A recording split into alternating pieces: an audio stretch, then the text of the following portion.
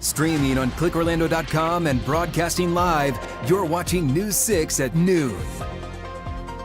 Now at noon, a retired firefighter wanted in a child porn investigation killed by deputies, what the Seminole County Sheriff's Office has found so far. But first, a death investigation is underway at Central Florida's newest theme park. It's happening at Universal's Epic Universe. The company says a man became unresponsive while riding this roller coaster and later died at the hospital. News 6's Mark Lehman is outside Epic Universe with the latest on the investigation. Earlier today, the sheriff's office released an update saying it was a man in his 30s who became unresponsive and later died after riding a roller coaster here at Epic Universe. The ride was closed, and in the hours that followed, deputies responded to launch an investigation. A spokesperson for the theme park released a statement last night saying in part, Universal is cooperating with the Orange County Sheriff's Office following a tragic event involving a guest at Epic Universe on Wednesday night. The guest became unresponsive after riding Stardust Racers and was transported to the hospital where the guest later died. Stardust Racers has been one of the most popular attractions at Epic Universe since it opened in May. It's a dual launch racing coaster that reaches speeds up to 62 miles per hour and heights up to 133 feet. The ride is described as Epic Universe's most thrilling coaster experience with unique maneuvers along 5,000 feet of track. Now, as for what happened at this point, it's unclear. Right now, we're working to learn more about the investigation, if possibly the man who died had a previously existing medical condition that could have led to an episode on the coaster. As soon as we learn any new details, we will let you know. Reporting in Orange County, Mark Lehman, News 6. Time to get a check of your forecast as we start with a live look outside from our camera in Daytona Beach, seeing some dark clouds out there as we are expecting more showers and thunderstorms throughout the day. Chief Meteorologist Candace Campos is here pinpointing our forecast as we head toward the weekend. It's like clockwork, Julie, right? Yep. At the end of the day, just like yesterday, around 12:30, 1 o'clock is when we really started to see more of that rain machines really starting to kick up. At this point in time, very spotty, just like it was yesterday. We're seeing a little pocket, some heavy downpours approaching areas just north of the Cape near Titusville and Mims. Another little batch of scattered showers over Daytona. Let's show you once again Daytona Beach. You can see some of those kind of those rain clouds, some rain out in the distance. Current temperature of 84. Already it feels like 90 degrees. A big shift compared to what we dealt with earlier this week. So added humidity is going to make things feel a little warmer today. Throughout the afternoon, the breeze is going to continue to kick up for coastal areas especially, but a little bit more of a breeze further inland. Currently our wind gusts clocking between about 15 to 20 miles per hour. So if it's either today or tomorrow, or if you're trying to celebrate the last weekend of summer, this upcoming weekend, where you're looking at a moderate to high risk of rip currents in place. Now, our highs this afternoon, although technically we are running near average, upper 80s, low 90s, it will be feeling a little warmer. Interesting fact, though, as we continue to up those humidity levels, so will those feels like temperatures. So again, as we celebrate the last weekend, official weekend of summer, you can see Saturday and Sunday, it looks like those feels like temperatures will be returning to those upper 90s. We'll have more details on your rain chances for today, very dependent on your location, and we'll also be talking about the two other areas developing in the tropics. Candace, thank you. New at noon, the city of Edgewater held a procession for one of their officers who was killed while off duty at a gas station. Officer David Jewell's body was transported this morning from the medical examiner's office to be prepared for final rest. He was escorted by his family and members of law enforcement. This is video sent to us by the New Smyrna Beach Police Department. The procession took place on major roadways around Volusia County, including International Speedway Boulevard, Indian Lake Road, and State Road 44. A funeral for former Sumter County Sheriff William Bill Farmer Jr. will be held Saturday. We told you about Farmer's death earlier this week. He led the sheriff's office for nearly 3 decades and served the community for almost 50 years. The Sumter County Sheriff's Office says the funeral will be held Saturday at the Sumter County Fairgrounds. Visitation is from 11 a.m. to 1 p.m. with the service starting at 1. The agency is asking for donations to the Florida Sheriff's Youth Ranches in lieu of flowers.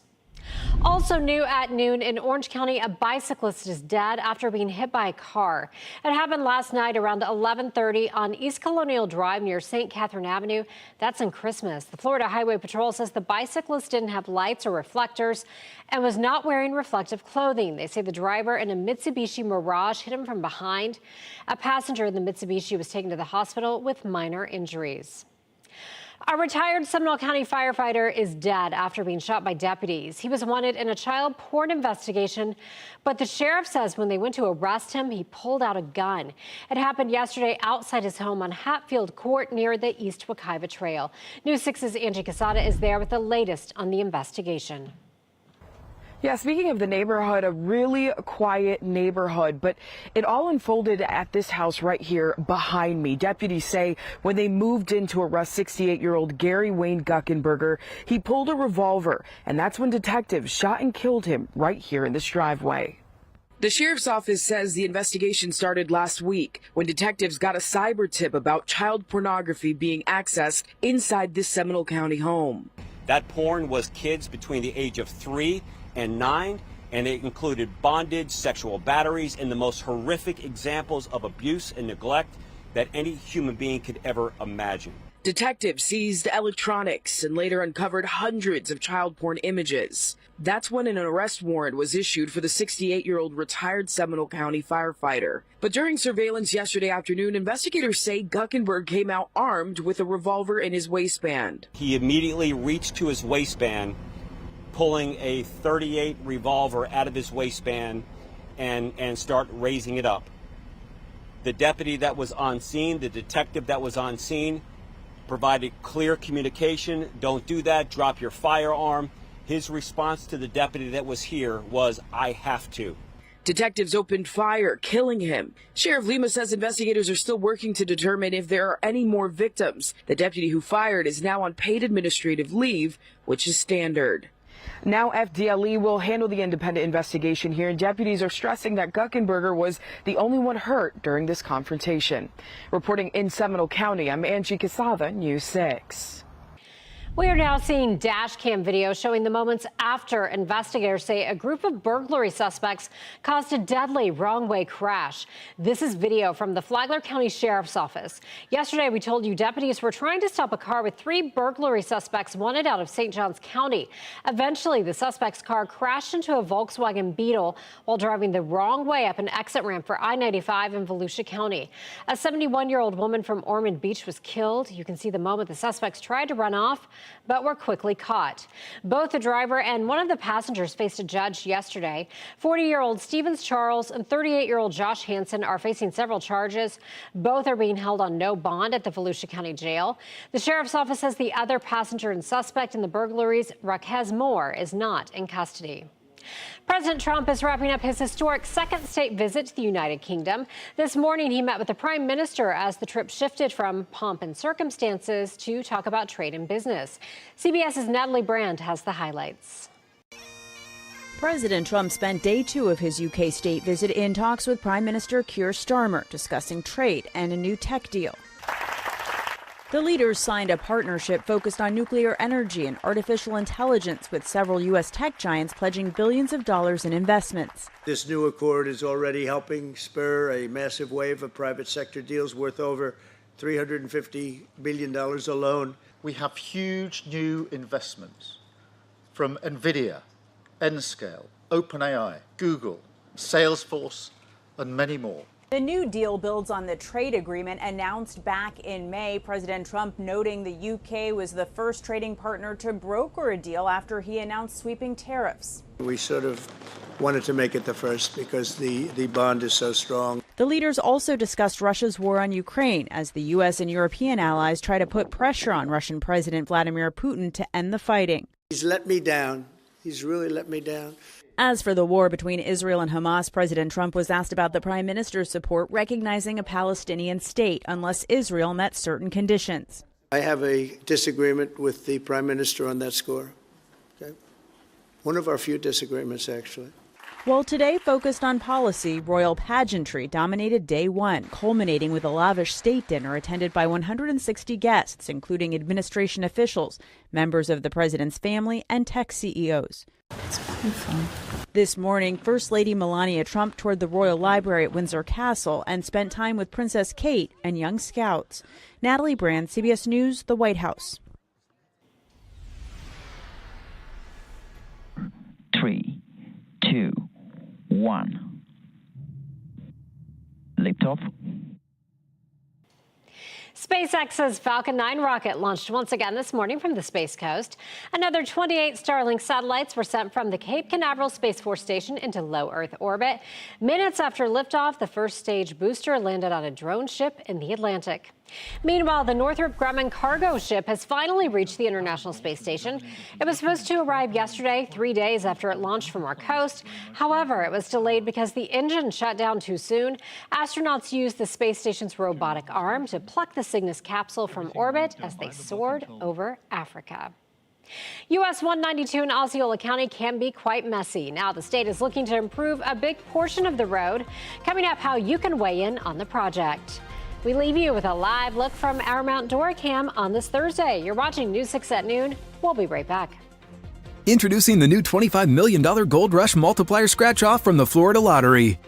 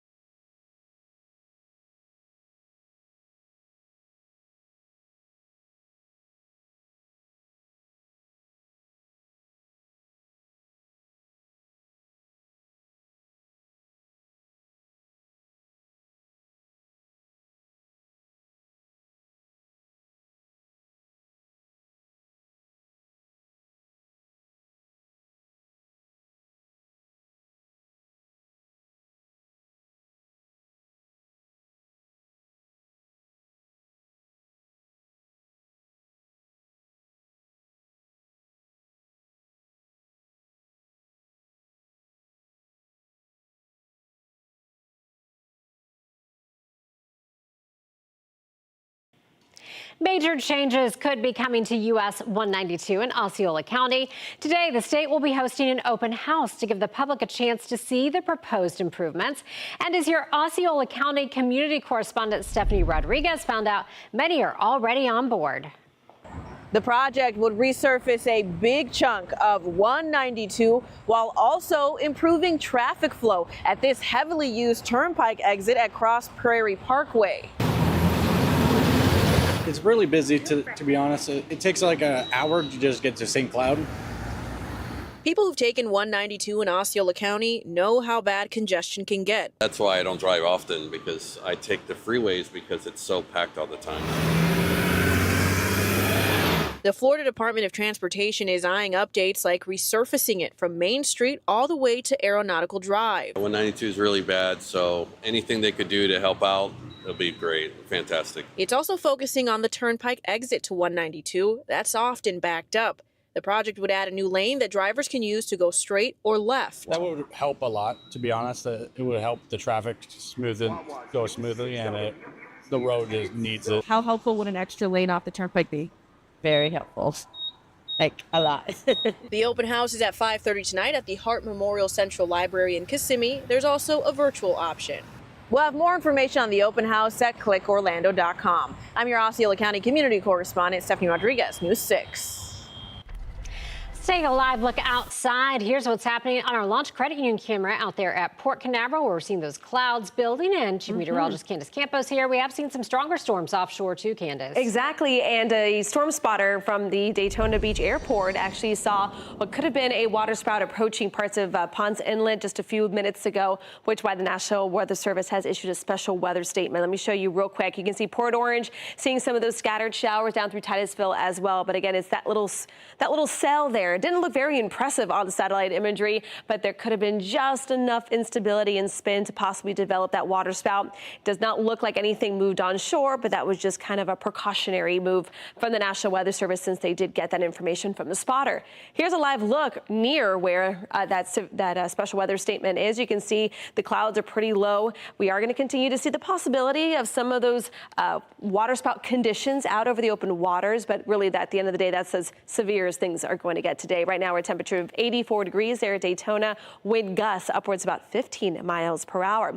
Now, the reason why we're seeing some scattered showers, we're going to continue to see more this afternoon, even a little bit of that waterspout action out over the Atlantic, is because we have just so much tropical moisture in place right now.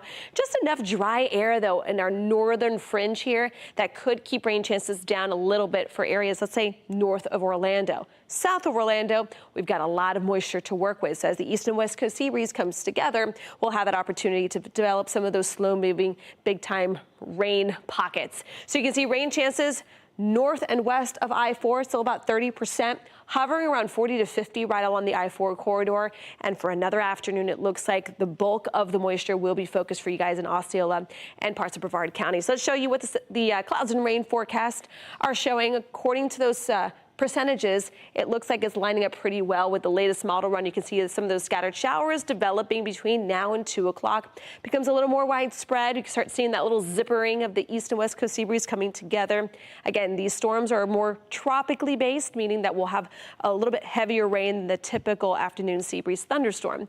Then on Friday, some models are actually picking up to a little more dry air coming through, which could limit more of that big time sea breeze collision. So we're going to bring rain chances down to about 30% tomorrow before we bring them back up to about a 40% by the weekend. Now let's check on that hour-by-hour forecast for today. Sponsored by Strata Air Conditioning and Heating. AC emergency, you ought to call Strata. So your highs in the meantime, upper 80s to low 90s. It will be feeling warmer, but still running near average with our highs near 90 degrees. Speaking of, we are looking at some cooler changes ahead. Not anything immediate, but I do want to show you that by the time we ring in September 22nd, our average high will be about 89. By Halloween, our average high will be about 81. By November, average high of 77. And by Christmas, the average high will be 73. So we're almost there. We're almost moving into more of those cooler changes.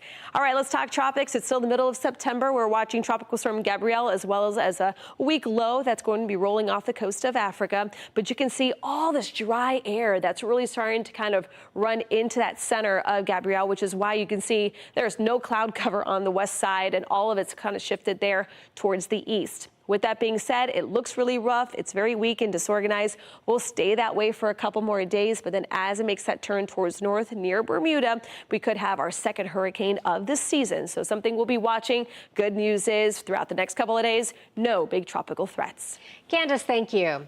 Chrysler is recalling more than 100,000 SUVs over a safety issue.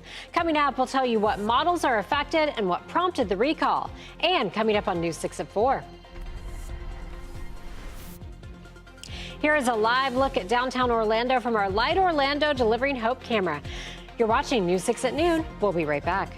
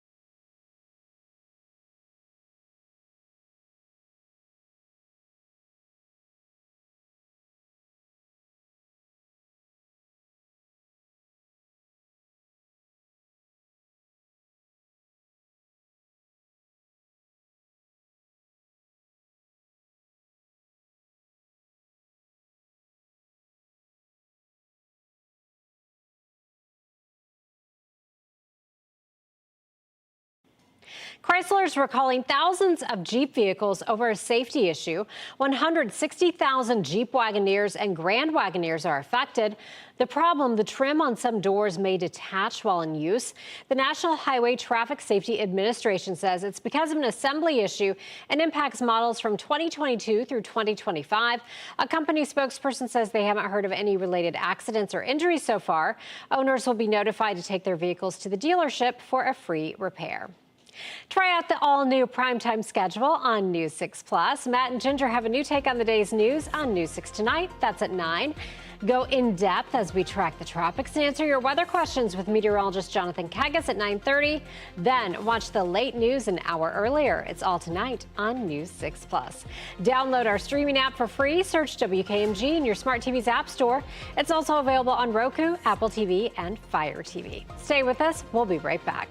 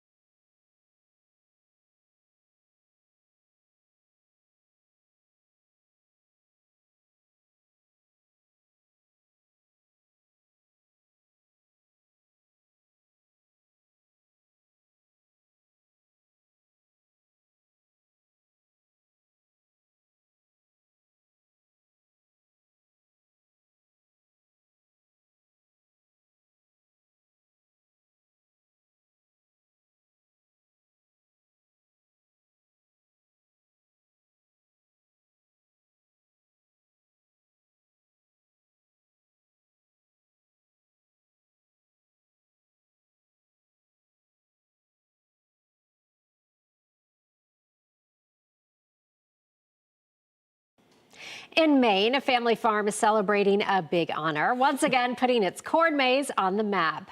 True Orgy Family Orchards has been voted the best corn maze in America, winning USA Today's 10 Best Readers' Choice Awards for the 4th year in a row. This year's design is called Whale of a Tale, and it was inspired by Maine children's author Robert McCloskey's classic Bert Dow Deep Water Man. Is that on your nightstand? Have you read that one lately? It has not been on my nightstand. The farm says it honors both Maine's farming roots and fishing industry, two essential parts of the state's culture and economy. Well, I want to see a zoomed out picture of it. I know. There it is. There you go. There it It's like you made magic happen. That is really cool. That is a whale. Okay. Whale of a tale. All right. Might get a little hot in a corn maze here today. Yeah, we have to wait a little bit. Quick check on the radar. Again, we had a trained weather spotter near the Daytona Beach Airport spotted possibly a water spout. So if you have any pictures, send them our way, news6.com/pins. Okay, thanks, Candace. Switch over right now to News 6 Plus to watch News 6 Extra. Have a great day.